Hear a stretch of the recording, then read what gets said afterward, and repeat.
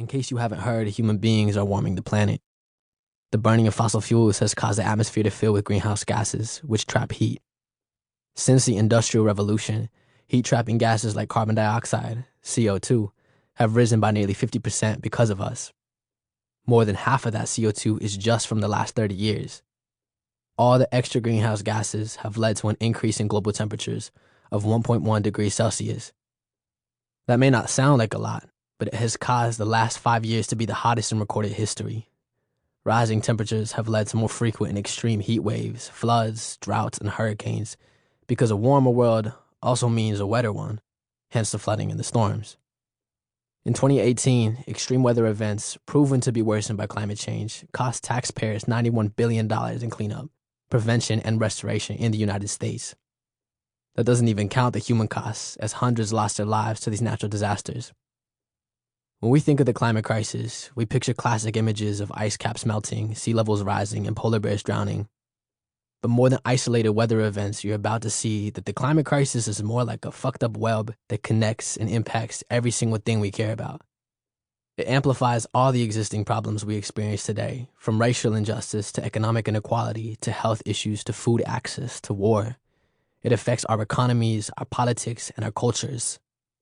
So how much trouble are we in legitimately? Rogan asked. I mean, it's pretty bad already, and it's going to get, I think, a lot worse, Wallace Wells replied. As I merged onto the highway, Wallace Wells began to speak in a way that made me feel the urgency and proximity of our climate crisis. The first thing he brought up was the wildfires that ripped through California in 2018. Last year, there were flames hopping over the 405, Wallace Wells said. That visual created a flashback to seeing my homies posting videos all over Instagram when the fires hit LA. It looked like some Mordor end-of-the-world Hollywood shit. And there I was, only 4 months later, just a few dozen miles south of where the hillside had been swallowed by fire, now under a clear blue sky. Everything seemed fine, like beyond fine. Nature was popping off. The hills were glowing with all kinds of flowers that had just bloomed, and there were hundreds of butterflies lazily floating through the air all around me, making their way north in a mass migration from Mexico. It was beautiful. Even though I was safe in that moment, it didn't make any of what Wallace Wells was explaining less true or less terrifying. He went on about the fires. There's scientific estimates that say by the end of the century they will get 64 times worse. That would mean more than half of California burning every year. Wallace Wells then went on to say that climate damages would create about $600 trillion in expenses by the end of the century. To put that in perspective, that's twice as much as all the wealth in the world today. I caught myself laughing, thinking about all the people who say acting on climate is too expensive.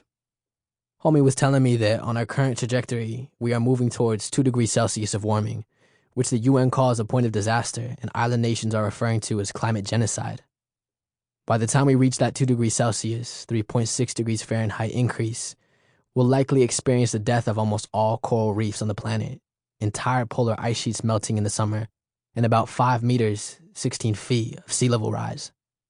To top it off, we're barreling closer toward a runaway climate scenario that could send us to a 3, 4, or even 5 degrees Celsius temperature rise. And apparently, a 2-degree increase is our best case scenario. That's the fuckest best case scenario I've ever heard. Joe Rogan and I were both shook. This moment brought back memories of how it all started for me. At age 6, when I asked my mom how people can live their lives every day, go to school and go to work without thinking about this.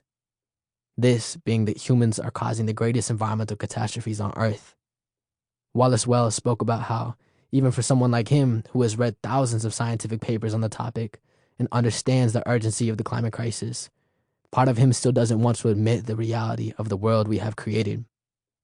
For those of us privileged enough to not be directly faced with the crisis on a daily basis, our instinct is to turn away and to leave the problem to the UN, world leaders, and activists. We do everything in our power to keep this story as far from our world as we possibly can. When we deny our roles and ignore the imminent danger that is already affecting our planet, we relinquish our responsibility to change anything about the way we're living. I let it all wash over me. Even after 13 years of speaking, writing, and thinking about this issue, it never felt quite this big. I felt angry and overwhelmed. But even as the podcast wrapped up,